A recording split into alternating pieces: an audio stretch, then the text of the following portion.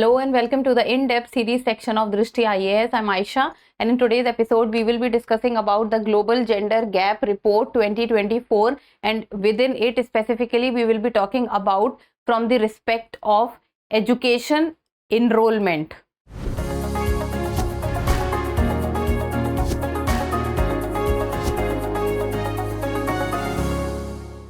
So let us first understand the timeline. First we'll be looking at the news, then about the educational gap that we are as of now seeing in the society with regard to male and female. Then what does the Indian statistics say? Then how do incentives girls to get education? So what kind of incentives girls needs to go to school? And in the end, prelims practice question, and this topic is of relevance from General Studies paper 1, that is Society, and also paper 3, that is Education. So let's move forward, and do not forget to subscribe to the channel. The news talks about what is the gender gap in education. So we all know what is the gender gap, difference between male and female attending school, and when we talk from the respect of education, it becomes the number of females or the number of males attending schools, be it primary education, secondary education, higher secondary education, or the people or the individuals attending the college. So what is the difference in percentage between male and female? So the World Economic Forum, that is WEF, the World Economic Forum has released the Global Gender Gap Report of 2024. So Global Gender Gap Report of 2024 has been released by the World Economic Forum, and India has ranked out of 146 countries at 129th position. So India stands at 129th position out of 146 countries. Overall, if we will see this rank, then this is not a good performance. Overall, this is a poor rank. So out of 146, 129th rank is what India got. And we can see a decline in the education sector being one of the reasons for India's rank slipping a couple of places. So if we will look at the parameters on which the Global Gender Gap Report comes out, then one of the parameters is education. And this year, the slip in the rank of India's rank by few places has taken place, and the reason that has been given is India's poor performance or India's below performance in the education sector. So it is because of the education sector that India's ranking has come down. So you must remember the rank that India has in the year 2024, that is 129, and who publishes the Global Gender Gap Report? That is the World Economic Forum. Now what is Global Gender Gap Report? It talks about gender parity. Gender parity means that the percentage of male and female with regard to few parameters. And what are these parameters? These parameters are first economic participation and opportunity. So how much economic participation is there in the society? And we all know that the women labor force participation is way less than the male labor force participation. And what are the economic opportunities female are getting as compared to the males? So even though the economic opportunities are now coming up, and specifically in the urban areas and in the rural areas also with regard to the agriculture, we can see as of now a concept going on, that is the feminization of the agriculture. It means that the number of females in the agriculture is increasing. Then comes the topic of educational attainment. Educational attainment is how much percentage of female and male are attending the primary education, then secondary education, higher secondary education, or colleges. And this is the main point on which we will be discussing, that is the educational attainment. Then comes health and survival, and then it is political empowerment. So if we talk about India, then the political representation of women in the parliament is low, but it is increasing with each passing year. But compared to other countries, it is as of now is also low. I think as of now it is more than 15%. The political representation of female in parliament. So these are few of the dimensions, the different dimensions on which the Global Gender Gap Report is basically based on, and among these dimensions we will be majorly focusing on one of the dimensions, and that is the educational attainment. So let's begin. So first is, where does the gap lie? Where does the gender gap lie? So the figures in the educational attainment indicators have caused India's gender parity levels to dip from the previous year. So the reason for this year slip in the ranking of India has been given to the educational attainment indicators. The share of women are high in primary, secondary and tertiary education enrollment. So when we talk about primary education, it is 1 to 5th standard, then comes the upper primary, that is 5 standard to 8th standard, then comes the secondary, that is 9th and 10th standard, and then comes the higher secondary, that is 11th and 12th standard. So if we talk about the overall percentage, then the percentage of females is coming down. But if we talk about the share of women or females in primary, secondary and tertiary education enrollment, then the women share is coming up. Only a modest increase can be seen between the male and the female. See, historically the gap has been so wide between the male and the female attending schools, that even though if females are performing well or the share is increasing, the gap is very slowly becoming narrow. So because historically the gap has been so wide that even though with each passing year the number of females going to the schools are increasing, but the gap still is becoming narrow very slowly. So the gap between men and women literacy rate is 17.2%. if we talk about, so the difference is 17.2%. so even though the number of share of females attending schools increases, this wide gap that of 17.2%, it is very difficult and it will take a lot of time to narrow this gap. Then this has left India ranked 124th on this indicator. See, this is specifically with regard to the education attainment.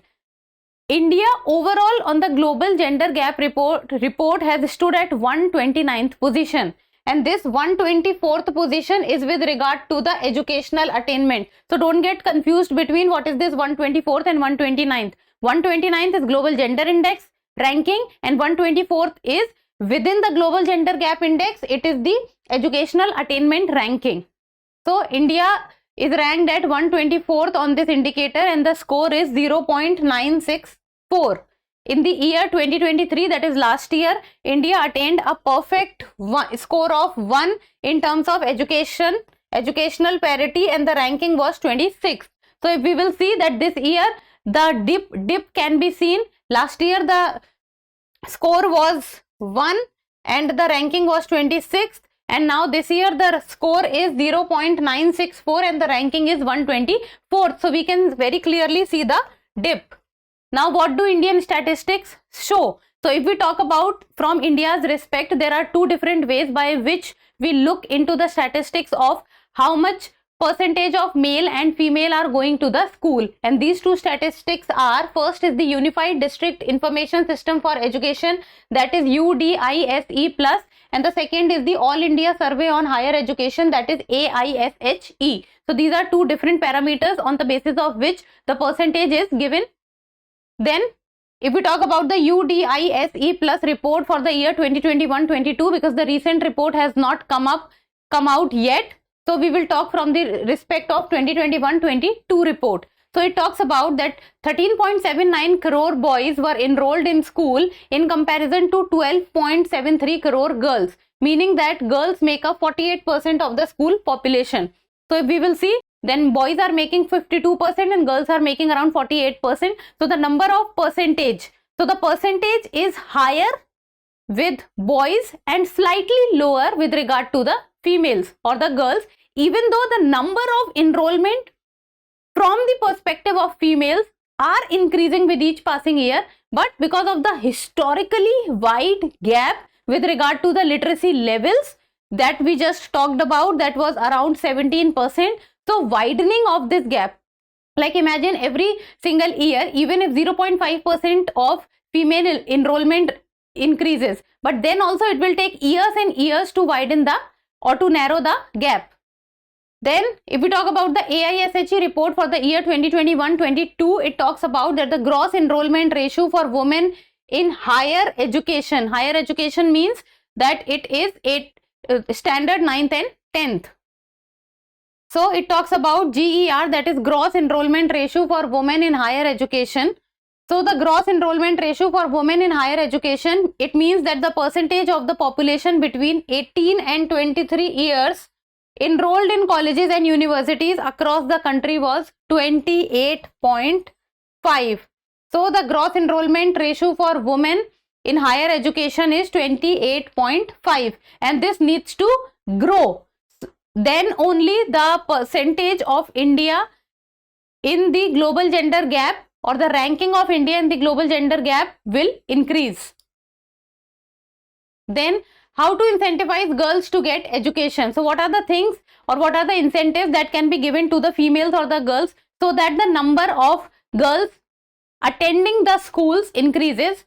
So these are few of the very basic points, but it is important to understand that these points actually plays a very important role.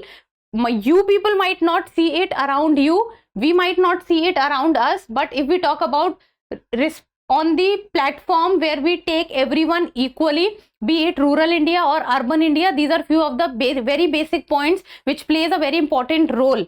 So building more schools. So more number of schools needs to be there on the ground. Like for example, imagine a scenario in a rural area where there is a school which is very proximate to the location. Like for example, it is only 1 or 2 kilometers away from someone's house. Then at that point of time, people are more likely to get the admission of their daughter done in the school. While on the other hand, imagine a scenario where the school is around 8 to 15 kilometers or 10 to 15 kilometers away from the houses of the people. In that scenario, many of the students, female students or the girl student, will drop out from the school. So more number of schools needs to be seen, or more number of schools needs to be constructed on the ground level. Then enormous growth in the number of schools, especially since the mid 90s, which is when you also saw a spike in the number of enrollment of girls nationwide. Enrollment of girls and attendance of girls is also two different points. Enrollment of girls means that the females have come to the school, they have enrolled in the school, and attendance of females means that the girls are actually coming to the school and attending the classes, and there is a big difference between these two terms. Attendance and enrollment. Enrollment should also be high, but attendance is also very important at the same time. Then presence of women teachers. Many a times we see that if there is a school and there is only 1 or 2 teacher in that school, so if there is a female teacher in that school, then more number of girls tend to come to the school.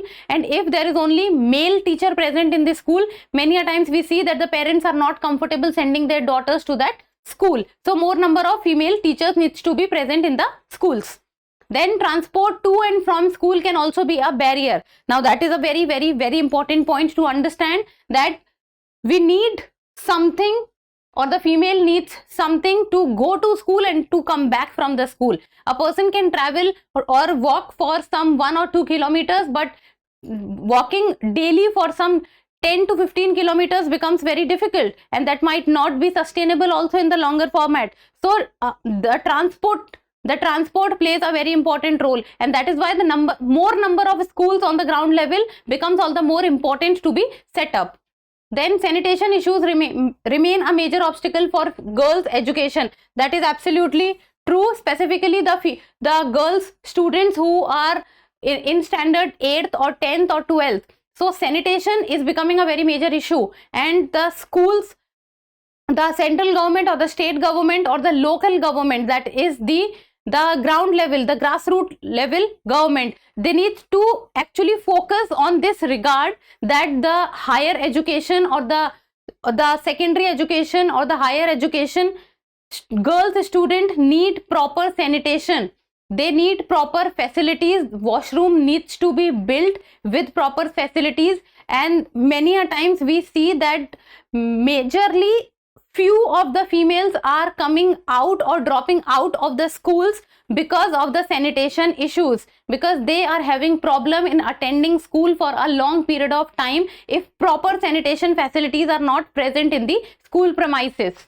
So these are few of the incentives that needs to be given to the girls to attend the schools. Now what are the challenges that can come in the coming times? That is, even though the number of girl students attending the school is high, but what is coming as a new challenge for the society is that the boys are dropping out before completing schools. Nowadays, we see that a number of boys are also dropping out of the schools and they're not completing school.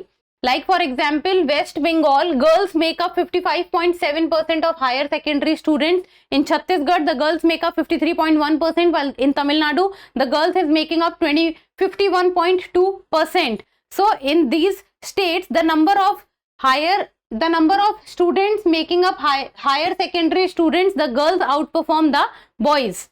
Then women students make up only 42.5% of those enrolled in STEM subjects from undergraduate to PhD levels. Now STEM stands for science, technology, engineering and mathematics. So these are few of the subjects where we see majority of the students are male.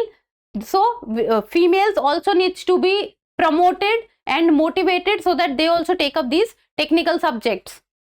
Challenge lies in encouraging more girls to opt for these disciplines, and adult literacy is also still a matter of concern. Like for example, 64.63% of women are literate while 80.88% of men, and this is according to the census 2011. So again that point comes that because historically the gap has been so wide that even the small increase or even the small performance or doing well will not narrow the gap very easily. So it will take time. Now in the end, a prelims MCQ, and you people will give me the answer in the comment section. The Global Gender Gap Report is released by the World Economic Forum, World Bank, UNESCO, or none of the above. We have discussed this in the video, so give me the answer in the comment section. And that's all for today. Thank you so much for watching. Till we meet next time, keep reading, keep writing, and keep subscribing to the channel. Thank you.